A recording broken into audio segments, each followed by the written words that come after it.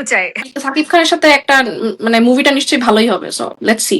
তাসনিয়া ফারহিনের মুভি আছে ও প্রিন্স। বাহ, ল্যাম্প, তুই তো ভালোই ইন্সপায়ার্ড ওকে দিয়ে, হ্যাঁ খুব আপডেটেড। মনে হয় এটাও একটা স্ট্র্যাটেজি হইতে পারে সাকিব খানের সাথে মুভি আসার আগে একটু মানে বাজার গরম হইতেছে আর কি, যে সে হইতে পারে।